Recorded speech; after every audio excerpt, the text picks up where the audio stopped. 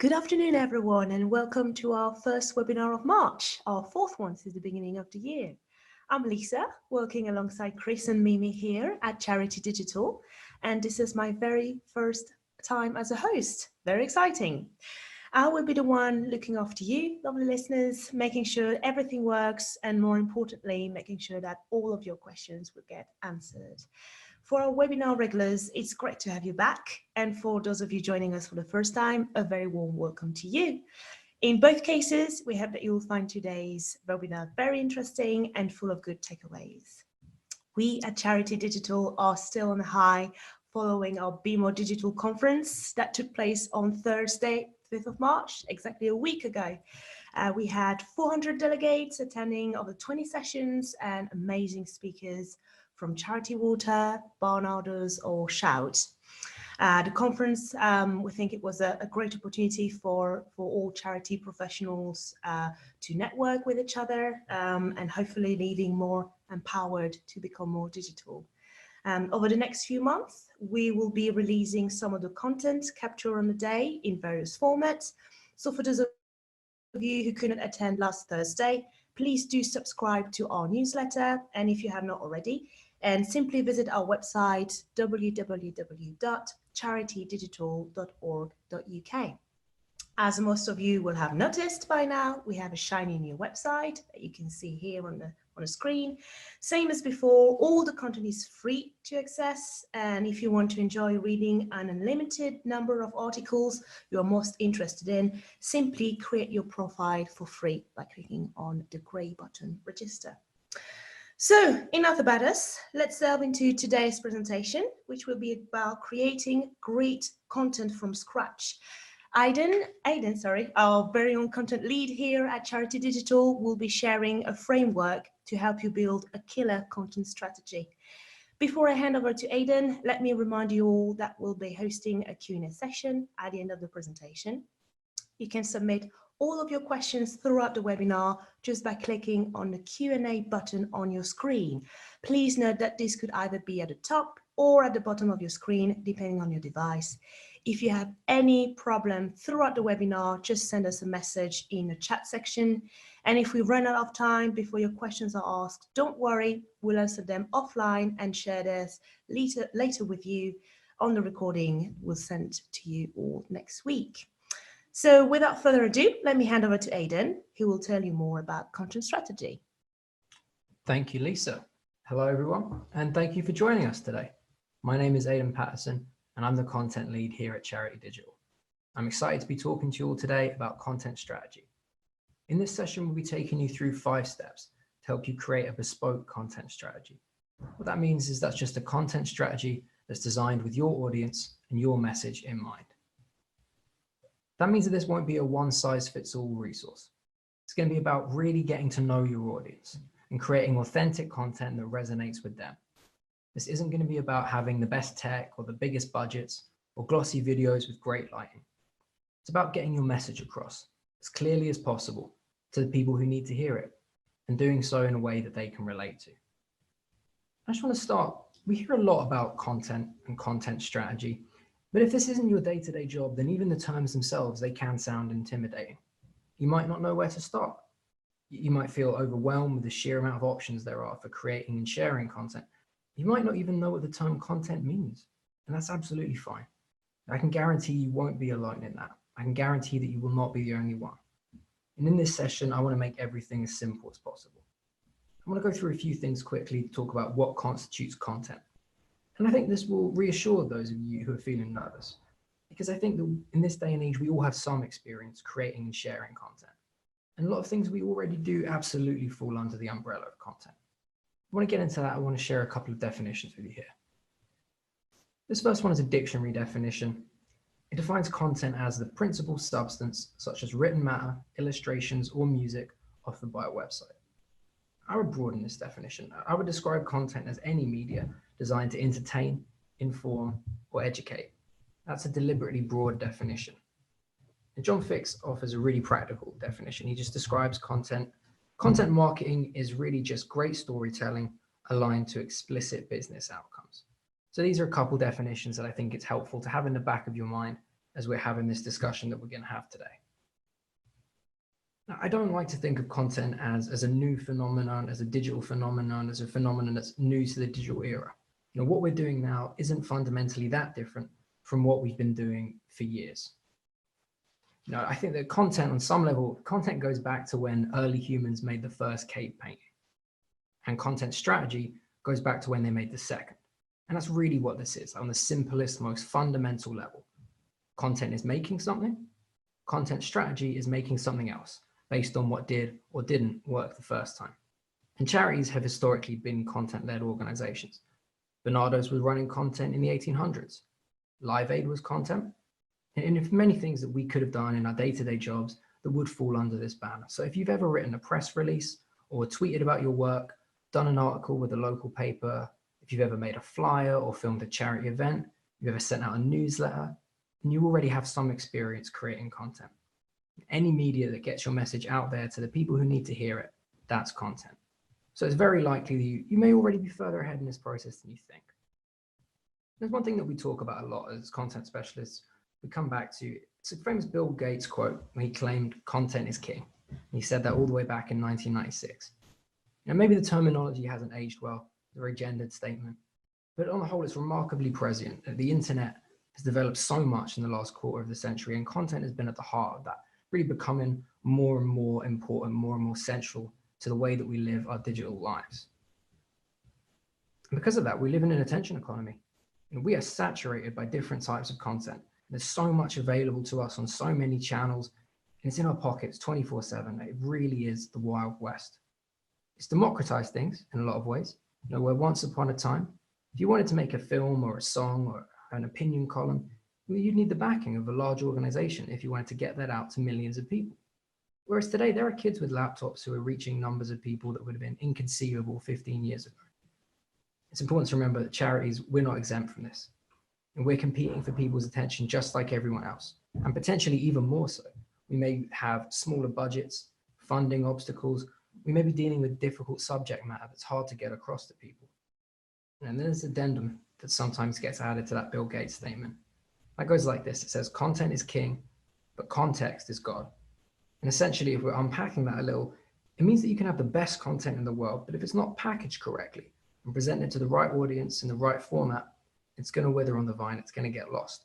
And something else, maybe a piece that isn't as incisive or as well written, well, that piece of content is going to get picked up and have a life of its own because it's been positioned in the best possible way.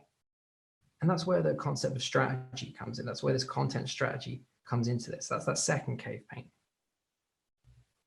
What I want to cover today is how to build up a framework that's going to allow you to create digital content, to distribute it across digital channels, and to measure and benchmark the success of that content using readily accessible digital technology. We'll break down the process of doing that, and we're going to break that down into these 5 steps. So the first of those steps is how to set goals, assign metrics, and plan your resources. The second looks into your audience. This audience is key. How can we build personas and have personalization? The third is creative ways to deliver and repurpose your content. Fourth, what channels are at your disposal and what suits each channel best.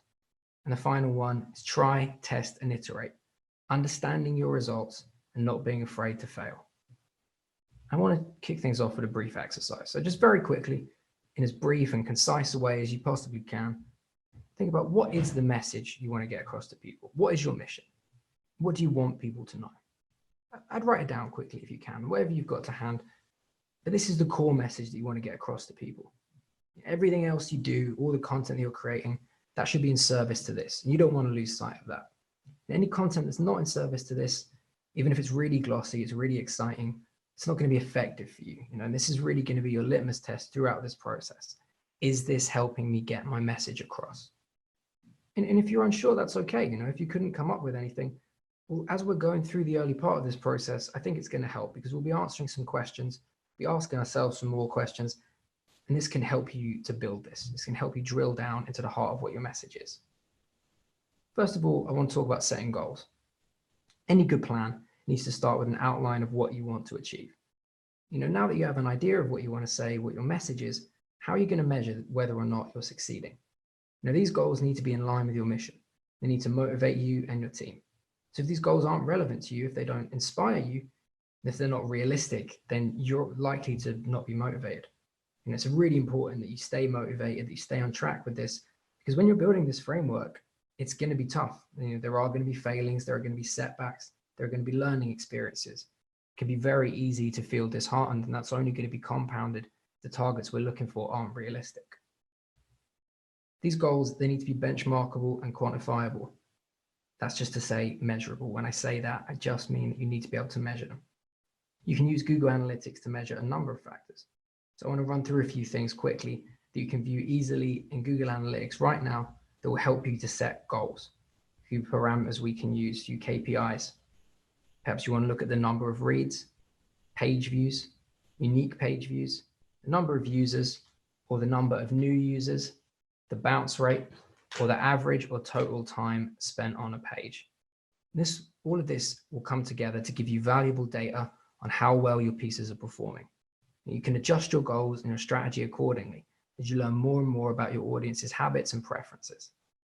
And I want to talk specifically, I want to talk about SMART goals. Now, if you're not familiar with the concept, it's a really simple 5-point framework for setting valuable goals. And these goals are going to be goals that help you to achieve more and to get your message across. Make sure that you're focused. The first part of that, it's going to break down into these 5 steps, whether these goals are going to be specific, measurable, achievable, relevant, and time-based. We're going to go into a little more detail on each one of these. So first up, we're going to work on setting specific goals. There are a couple of questions you can ask yourself when you're trying to set these specific goals. What do I want to accomplish? Why is this goal important? Who is involved? Where is it located? Which resources or limits are involved? Now, I don't want you to worry too much about the numbers at this point. That's going to come in the next step. When you're going through these questions, you're really just clarifying what your objective is and what your mission is. And maybe these goals won't have numbers on them. If you already have a high number of views, then perhaps your goal is to have deeper interaction with your audience, to share more information and learn about one another. Maybe your goal is simply to make money. That's a completely legitimate goal. Sometimes as content people, we can talk around this, we can dance around this a little bit. It can potentially almost be a taboo subject. The idea that we creative types who need to be divorced from the actual day-to-day business of making money and keeping the lights on. But if this is your goal, then you need to be explicit about it. Otherwise, it's going to be really hard to gauge whether or not you're meeting those targets. So that's really important to be upfront about what you want to achieve before we set these measurable benchmarks. That's what I want to talk about next, because this really is where we're setting the numbers, where we're gathering data. And the questions here, the high-level questions are how much, how many, how will I know when I'm done? I'm going to break that down a little bit, but these goals will be informed by your specific goals. For example, if you're aiming to drive visitors to your site, then how many? If your aim is to promote donations, well, how many donations? If the content is being designed to drive event signups, then how many are you aiming for? And how can you attribute them to your content campaign? Sentiment is another factor. This can be a little difficult, it can be a little tricky as a concept to get across because this is a qualitative measure rather than a quantitative one. And really that just means you can't put a number on it. What we're talking about when we talk about sentiment, what kind of reaction are you looking for? So for example, if you want to make people laugh, your content is making them cry, and I don't mean crying with laughter, then you're not meeting these goals. Even if you have 1 million views, 1 million reads, you're not getting the message across in the way that you want. You're not finding the reaction or the response that you want. I think that's why, in the charity sector, we maybe don't talk about sentiment as much. But when we're coming from tech companies and they're launching new initiatives or new content or content delivery systems, they're really, really focused on sentiment and what kind of reaction are we seeing. And perhaps these goals aren't going to have numbers on them. If you already have a really high number and you're looking for this deeper interaction, you're looking to share more information, it can be about growing your relationship with your people, with your supporters. We'll talk about achievable goals. How realistic are these goals? This is really important for staying on track and staying motivated. Because yes, obviously you want to aim high. You will need to show some progress. You will need to be able to prove ROI. You're going to want to go away and really dig into the data that you do have. And what kind of traffic do you already have? What kind of engagement do you have? For example, if you're working on YouTube content and you currently get around 5 views on each video, it's not going to be realistic to say that you want to get 1 million views straight out the gate. It's not going to happen. You're going to get disillusioned and you're going to run out of steam. That doesn't mean you're never going to get there. That doesn't mean that shouldn't be your long-term target. But really what you want to be aiming for in that case, you want to be aiming for 50, then 100, then 250, and you're building up from there. And I think there are some questions we can consider when we start asking ourselves what's achievable. It becomes about, where am I starting from? What kind of results have we previously seen? What resources do we have at our disposal? And what kind of results do other organizations of a similar mission or a similar size see? What would be realistic to expect? That's what we're getting here. It's like, are our expectations realistic? This is going to help us later when it comes to trying to secure buy-in from our organization, from stakeholders. It's about making sure that everyone is on the same page here. Another thing I want to talk about when I want to talk about what is achievable, don't let budget stop you. Like, the whole point of digital content is there should be a more level playing field than there ever has been before. If you don't have a graphic designer or a writer or a director, you can find freelancers at a number of sites, such as Fiverr or People Per Hour.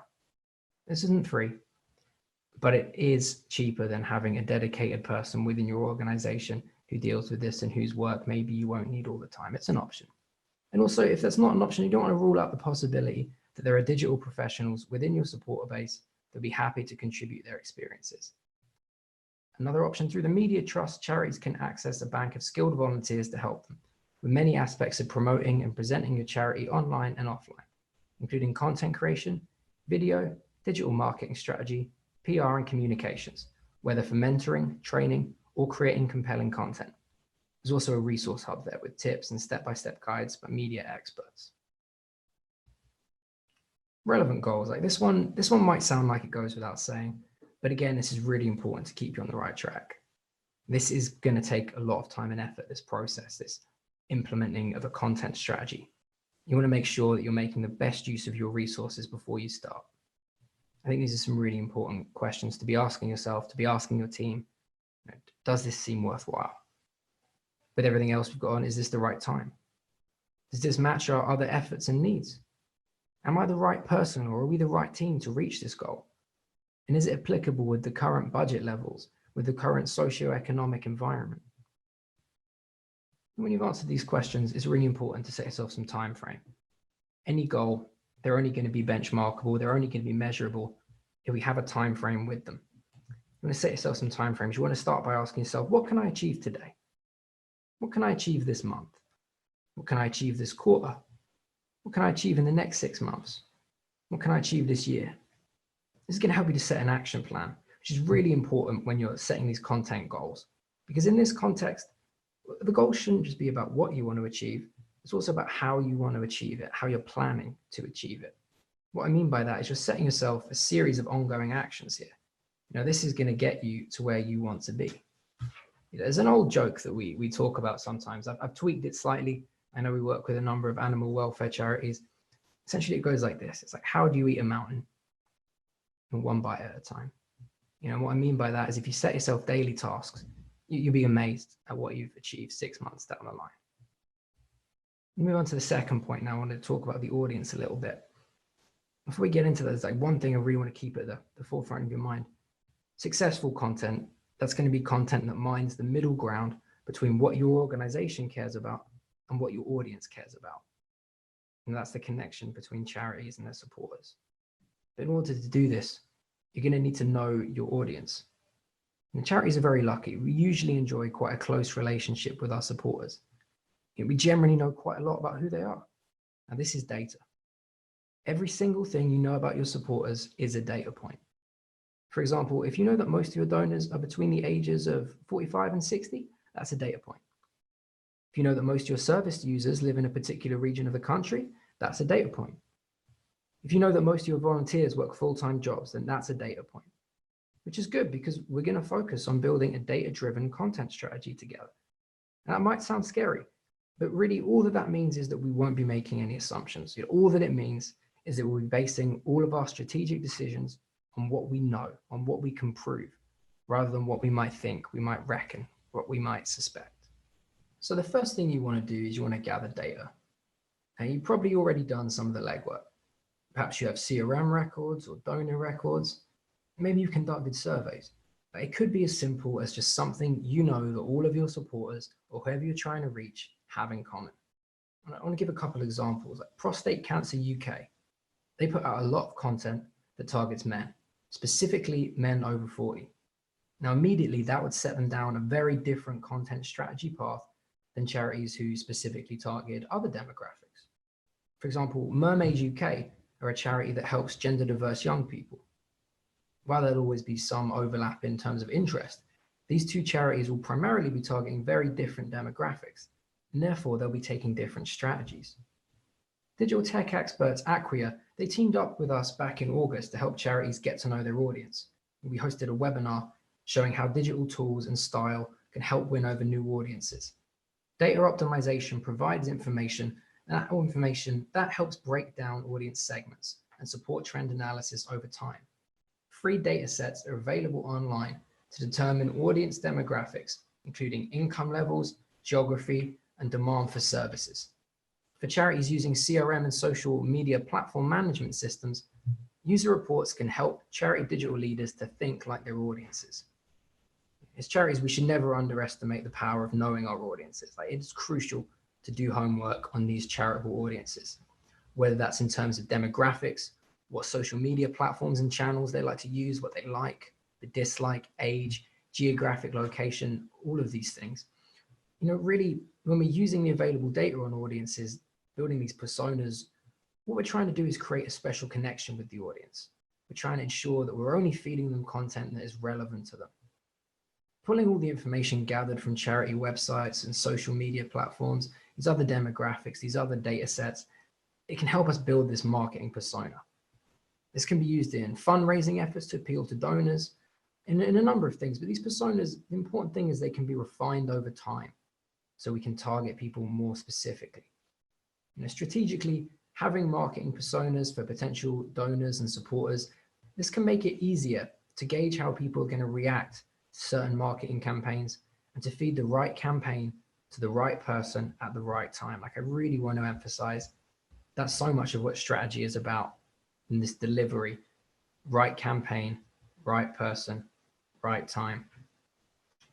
If you're unsure what that is, it's okay to ask. It is okay to ask your audience for what you want to collect. In this day and age, people are more than happy to give a little information when engaging with brands, because they know that it's going to lead them to getting better service. They know it's going to lead them to getting better tailored content. All you have to do is you have to make sure you're upfront about why, what you need and why. Don't be afraid to ask for this data. Ryan Burdock, he's a team leader at Prospectus, and he said that today's audience expect a personalized, easy, and seamless experience, no matter what device or channel they're using.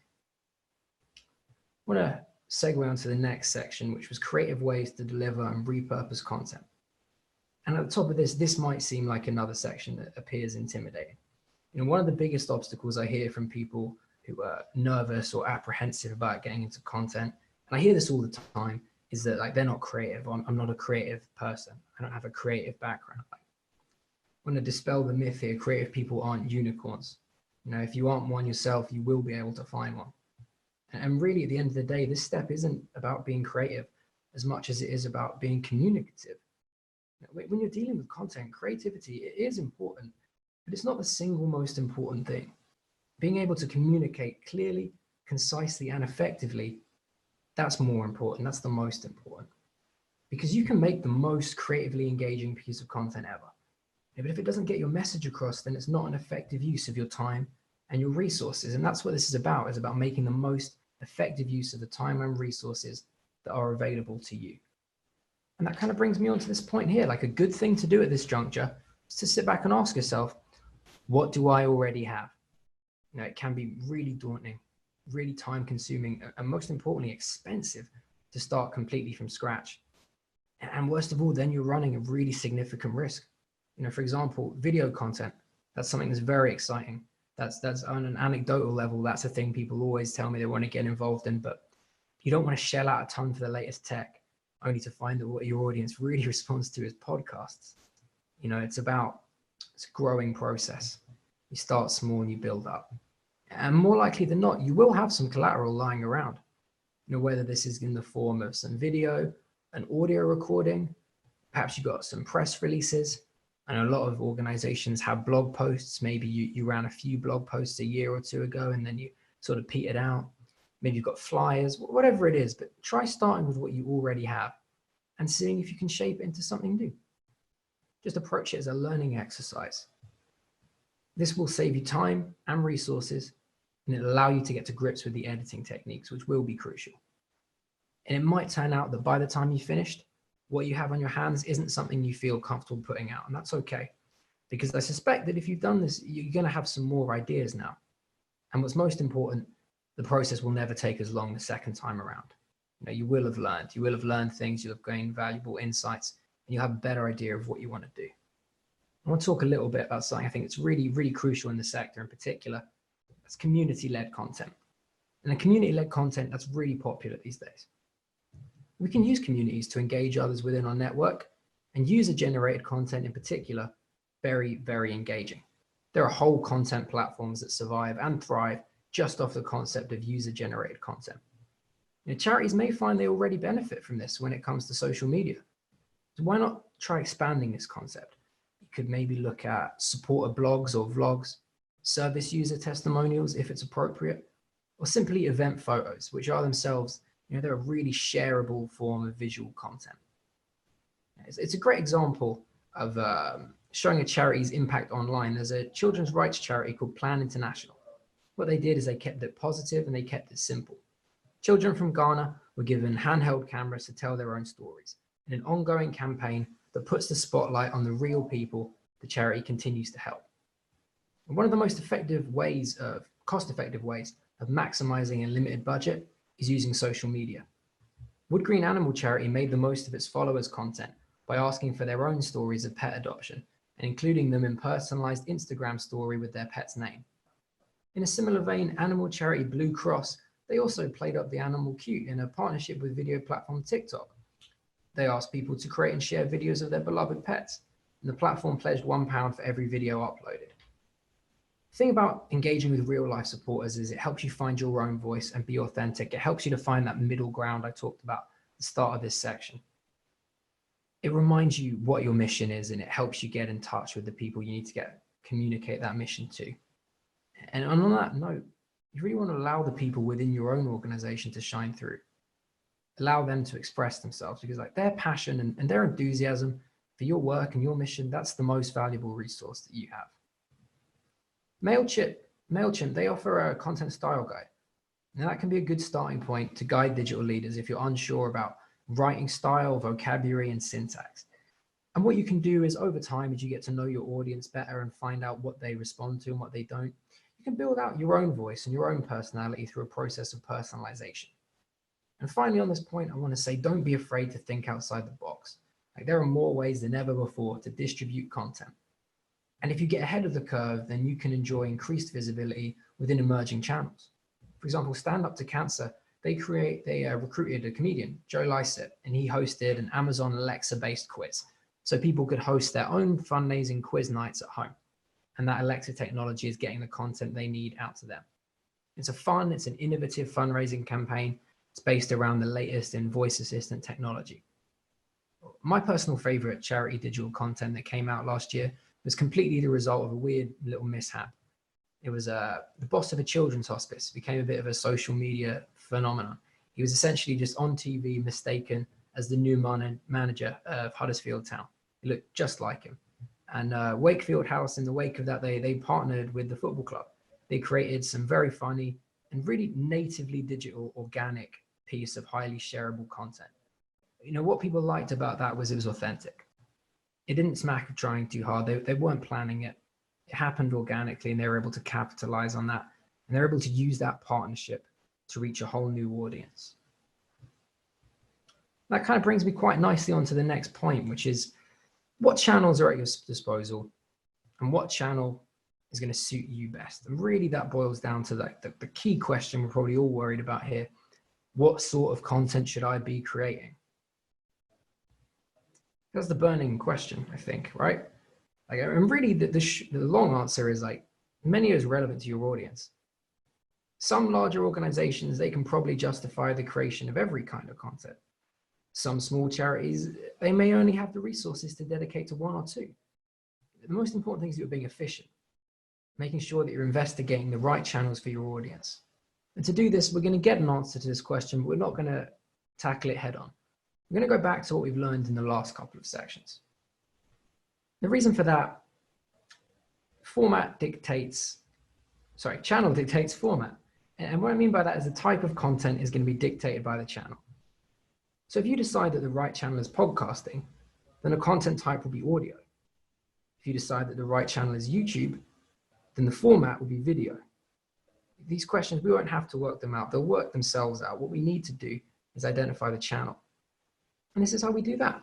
We do that by recapping what we figured out so far. First thing to do is look back at your goals. What did you decide that you wanted to achieve? Look back at your audience. What do you know about them and the personas you've created? What have you learned about them from the data? Look at what you've identified as actionable with the resources that you have. What kind of content can you create?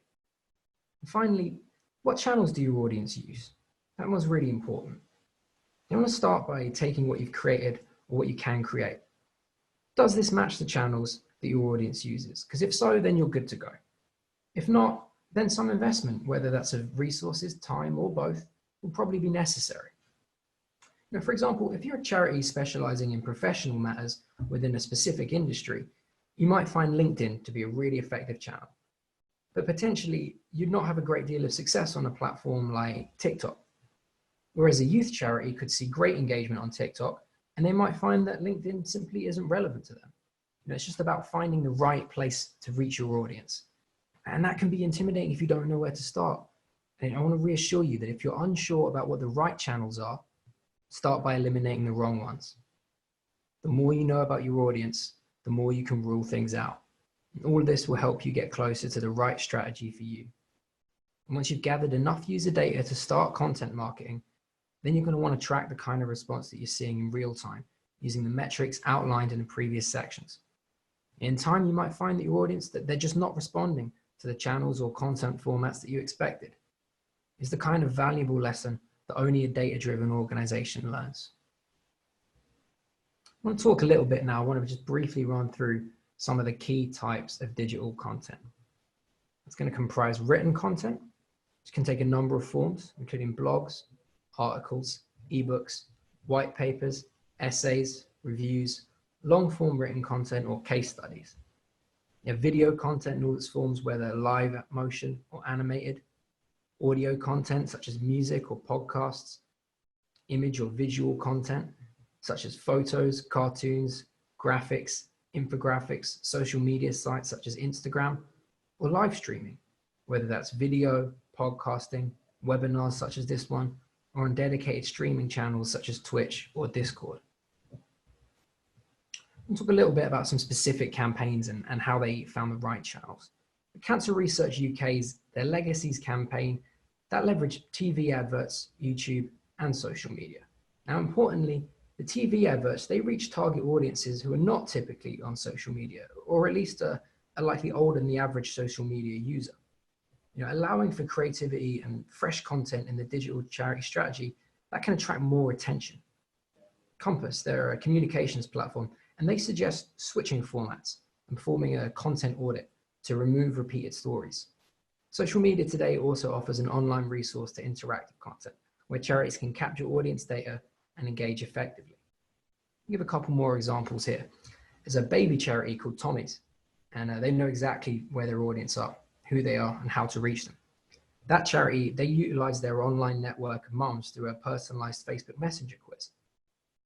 Parents, they answered a quiz to find out their child's swimming style, and they're encouraged to join in the fun for a good cause. Reaching out to stressed out students, mental health charity Calm in the Mix, they partnered with Instagram to launch #GramFam.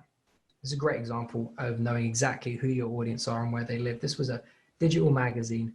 It featured celebrities, advice, and tips. Just help reach their people they were trying to reach on their systems and on the channels they were already using. Called this next section, Failing Your Way to Success. And that might seem a little severe. Really what I want to talk about though is just not being afraid to try things, not being afraid to try things, iterate, test them out, understand your results, and not being afraid to fail. We heard a great quote at our hashtag Be More Digital conference. Came from Victoria Hornby, the CEO of Mental Health Innovations. It stuck with me all week. Success initially looked like not falling over. And it can feel like that sometimes, but that's okay. That's how we learn. There will be experiments in this that don't work out. You will create pieces of content that aren't marketed correctly and get lost, or simply they just won't resonate with your audience. You will get some negative feedback. All of these experiences are unavoidable, but they're all necessary and they're all valuable. You will learn from them. Each one is going to move you closer to where you need to be, and that's closer to finding the right content strategy to connect your message with your audience. One thing I'd say, start small. For example, if you decide that video content is the way forward, don't immediately invest half your budget in high-end recording equipment. You can do a lot with a phone and some relatively inexpensive video editing software. You want to track engagement, gather data, and use it to prove ROI before making any significant expenditures. Really, I can't stress this enough, really encourage you to get to know your audience. Find out what they respond to and what they don't. The data gathering exercises that we described earlier, they're not a one-time thing. They're something that we do again and again and again and again. Like every piece of information that we learn about our audience, that's going to allow us to tailor content more specifically to them and their interests, which in turn is going to lead to higher rates of engagement by whatever metric we're using. An effective content strategy is a moving target. It should always be growing, it should always be evolving, and your approach to it should be no different. You'll have a social media strategy, and that's a method for delivering your content effectively. One way that I think is best is if the two teams, and if they are separate teams, they want to be working together as much as possible. If you do have separate strategies, you want them to be as integrated as possible. You want to have visibility, but really I would recommend merging the two. I'm not saying that I think a content strategy is a social media strategy and vice versa, but I think that you really want to have as much visibility, as much integration, as much cooperation between the two. Because so much of what the content strategy is about how content is delivered. Now, social media is one way of delivering that. So you want to make sure that you're optimizing it. For example, that social media strategy can help you pinpoint the best times to deliver content, the best platforms to deliver content. But what a content strategy will also be, will be planning a content calendar, and that won't necessarily have a lot to do with social media. That'll be more looking at your resources. That'll be, okay, we have this many people who can help us create this many pieces of content. And then the social media comes in on the distribution. So what I'd say is that there's two sides essentially to the content strategy. There's the distribution side, there's also the content creation side. And I think that social media will have a really useful impact on that distribution side, but that ultimately the content creation side will stem from the resources and the team that you have available to you. And before I sign off, I just wanted to, on a personal note, I think that this can be, as I've said several times, it can be a bit scary. It can be a bit daunting if it's not something we have any experience in, but I really want to emphasize that you can pick this up. I really think anyone can pick this up. Like I myself, I didn't have any formal training in the background. It was as simple as one day my boss asked me to find a writer for a blog post, and I decided on my lunch break I'd have a go at writing it. And everything I've learned since then has been part of that same process of trying things out. Like everything I've learned since then, I've learned through making mistakes and asking questions. And I think that brings us quite nicely onto the Q&A. So I'm going to hand back over to Lisa. Brilliant. Thank you very much, Aidan, for this very insightful session. And thank you all so much for listening. Right, now let's go into questions. The first questions we've got is, yes, you mentioned about collecting data. Do you just go online to get this data, or how do you get it? Well, first of all, you can. There are some data sets that are available online. As I mentioned earlier, one of our specific webinars that we've done in the past, that has more information you can find about where to access those. So I want to clarify, yes, there are data sets that you can access online and they are valuable. However, I think that they will never be as valuable as data specifically that you have around your supporters and your audience. So I really would encourage you, before you go out and look for that, to see what you have to hand, to see what data you have, whether through CRM systems, email lists, whether on social media as a result of audits, and whatever you have to hand, that's going to give you really specific, tailored data about who your audience are. I think it's better sometimes to really go away and check than to make assumptions that we know who our audience are and how to gauge them. Like if we all want to have a successful content strategy, it's really going to need to be a really data-driven strategy and a tailored strategy for us. So I would recommend that we start as we mean to go on and we look at our own data first. And then, yes, I would recommend branching out, looking at some additional data sets to see what other people are doing. Perfect. Next question is, what is the most effective content type? That is, it's a good question. It's the one question I was definitely expecting. And again, it might sound like a little bit of a cop-out, but it really depends on what your message is and who you're trying to get it out to. Like I would love to come out and say it's written content because that's a content type that I like making. And it's a content type we do a lot of. So I'd love to come out and say that's the best one. But really, I don't think there is a best one. It's what is the most effective for your audience. For example, if you're particularly trying to engage younger people, there are a lot of studies that show they prefer video content to written content. And specifically, what we're finding nowadays is they respond really well to short form video content. But this is quite a new phenomenon. It's quite a new kind of media. If you're showing that content trying to reach an older user base, they're not going to relate to it in the same way. They're not going to understand it. It won't be something that they grew up used to. And so I want to say, really clarify that it's about finding the right kind for your channel. But that said, if it's a question of resources, written content can be done for little or no cost. You know, as long as you have some basic writing skills. And if not, there are programs that you can use to edit that. There are plenty of sites that will allow you to host written content for quite a low overhead and quite easily, quite intuitively. That's sites such as WordPress, Wix, Squarespace. There are a number of content management platforms. So that could be a good place to start. Brilliant. Next questions about influencers. Do charities need to include influencers in the content in order to reach more people? It's a good question. I think that historically it's something that charities have done a lot of, and that goes back to, you know, before the internet age, before the digital age. I think we've, particularly in this country as well, I think we have a great history of that. It can be really helpful. You know, we've done pieces in the past that you can find on our written content site that really delve into why it works, how it works, and it does for, you know, some organizations. And what I would say is that if you find that you already have these influencers in your supporter network, if they reach out, if you know of them and they're happy to do it, I would certainly recommend trying it. But it's not the be all and end all. I don't think that it's the only way to gauge or engage people or to gauge interest. I don't think it's the only way to connect with an audience. I think it's very helpful if you have access to it. If you don't have access to it, I wouldn't worry. There are other things that you can try. There are other avenues that you can take in down the line if that becomes available. It's something you can look at pursuing. Brilliant. One more. Somebody asking whether, do you have an example of content framework that you would be willing to share? The short answer is no. The slightly longer answer is please stay tuned, because that is something that we're in the midst of putting together at the moment.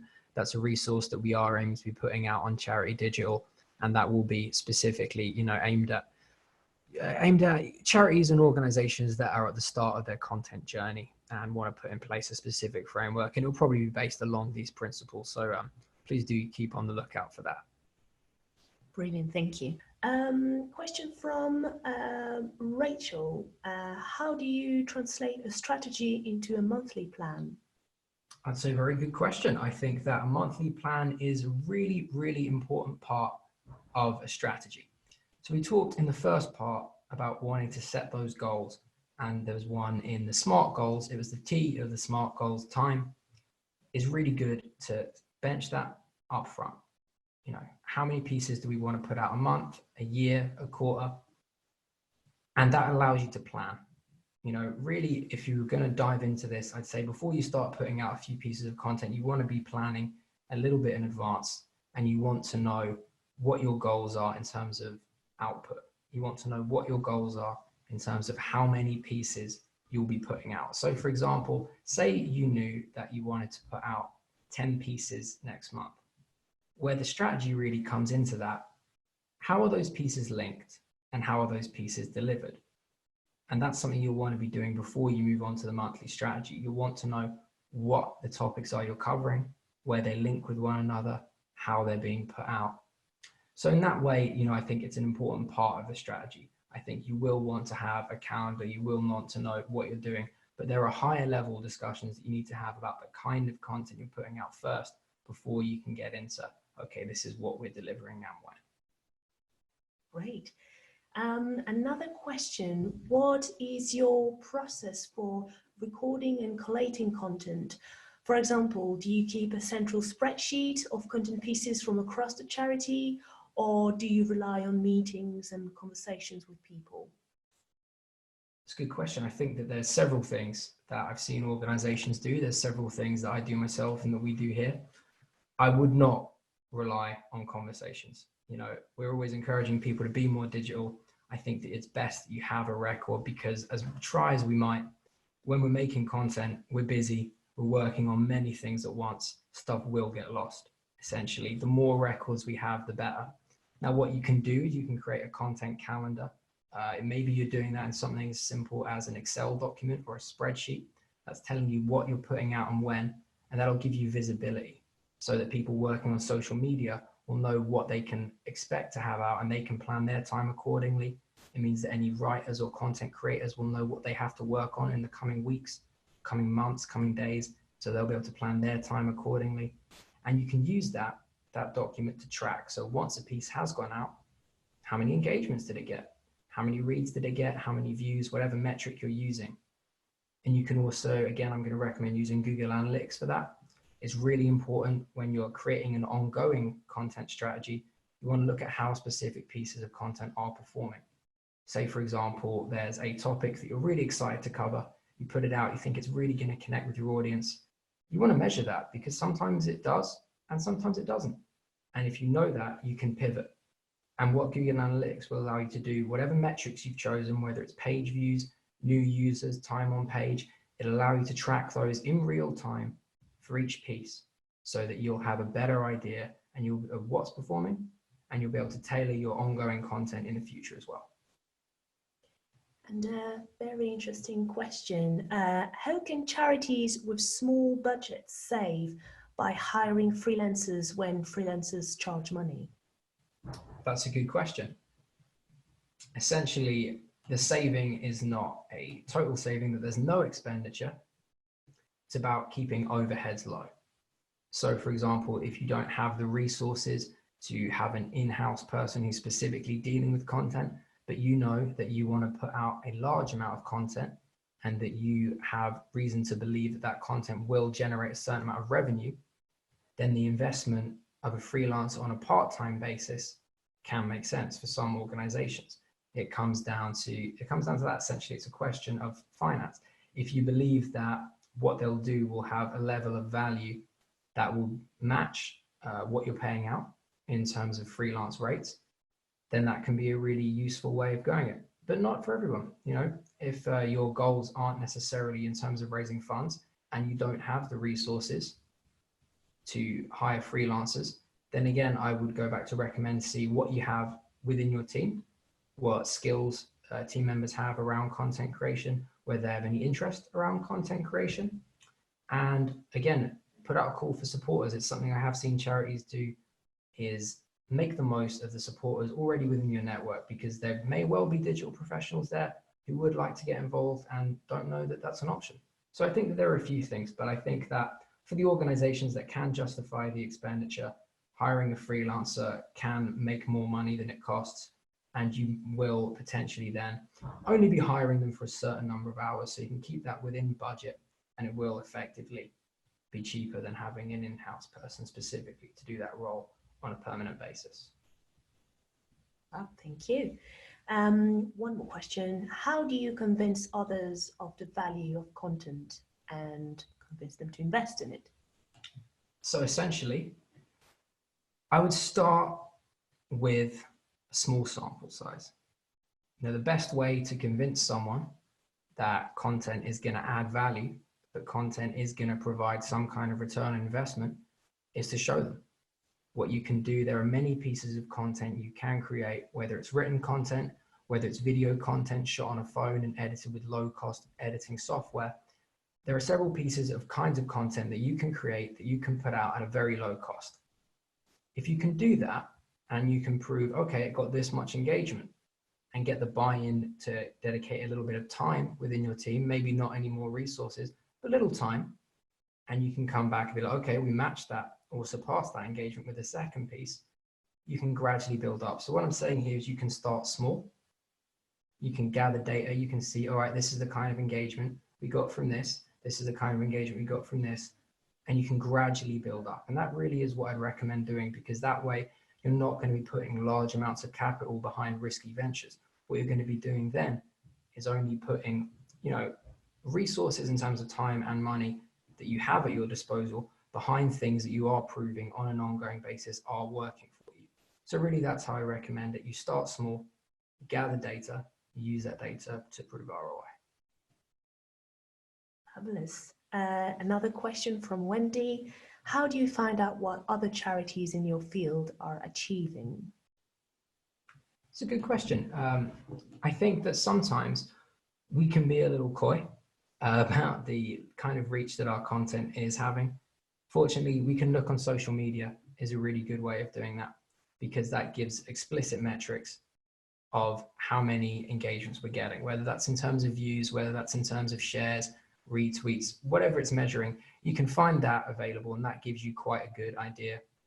And, often people do report this. Often charities will report, oh, we've had particular success with this, we've had particular success with this piece, we put this out, this didn't do as well, because I think that we do to some extent want to share these learnings within the sector.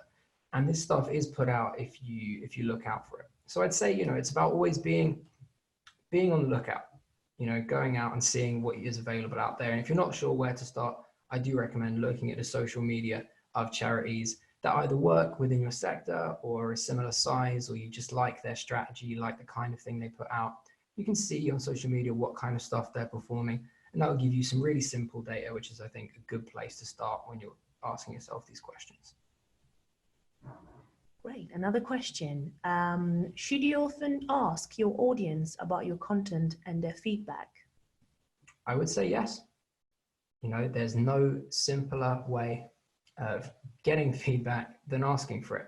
The good thing about that, you don't have to dig around in the data. You don't have to suppose things. You don't have to draw parallels and assumptions. You can simply say, put this out. Did you enjoy it?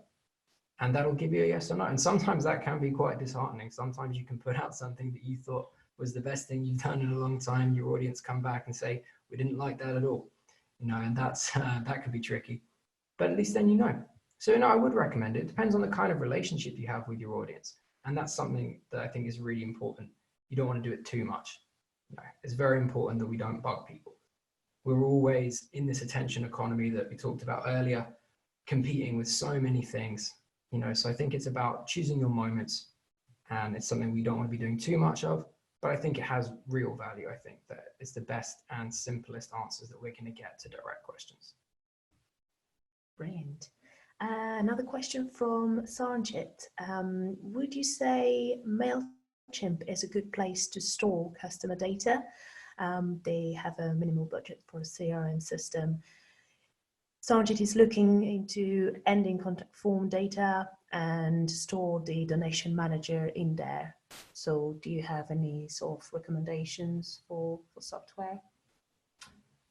Thank you for that question. I think that one, I'm going to be honest, is potentially a little bit outside of my remit, because I think it's more a question of data security.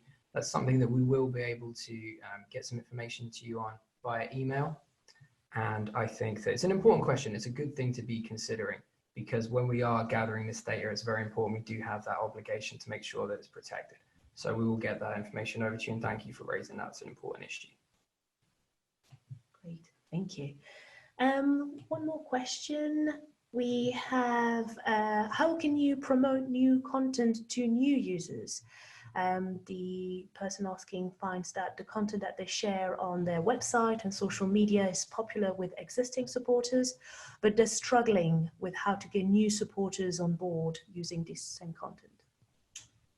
Yep, I've been there. I think that's a very common thing that we all face, particularly, when you're working for a charity, you really do find that you have an audience, and it's great when we're able to grow and add to that. And that's why when we're talking about content, we talk about new users like they're unicorns. We're obsessed with trying to find them. We're always looking out for them. Sometimes it feels like they're not out there. I think it's about widening our reach. So for example, there's many things that we can do. You've mentioned social, and I think social is a really good place to start with that. If we're on social and we see the network that we have, it's probably a good idea to get a little bit of knowledge around, okay, these are the kind of users that we're attracting. These are the interests they have in common. These are the demographics that they belong to. This is the kind of content we respond to. And then have a look at the content that you are putting out. For example, if the content you're putting out is particularly aligned to the kind of users that you're getting, then it might be a question of, okay, we need to continue doing this, but we also need to scale up operations and look within another sector. There are other things we can do as well. There are paid social campaigns that you can do. It's important to do your research before committing any resources to these. They can be very valuable. They need to be done correctly. They need to be done in a data-driven way. We can also have campaigns, social media campaigns, that are specifically around attracting new users, which can be a case of issuing some sort of challenge or community or user-generated content. When we're doing this, when we're sharing this, we encourage people to share with their friends within their network the thing that we're doing. We allow them to get involved and take ownership, and this will expand it slowly to other like-minded people. So you will be attracting new users, but what you will find is that they may have similar interests, similar demographics to the kind of users that you have. And ultimately, organic growth is slow growth. You know, it's another thing that's worth doing is looking into the option of partnerships. We've talked specifically about partnerships with influencers. I think that's very valuable, but it's also worth looking into partnerships with other charitable organizations or like-minded sponsors. And what this does is this allows you to get your message to their audience, you know, to their data set, to their viewers, whatever it is that the audience is comprised of. But that's going to allow you to just get your message out to a whole new group of people. So those are the avenues that I would say are worth looking at first. And the main thing is that you're asking these questions. I think these are the right questions.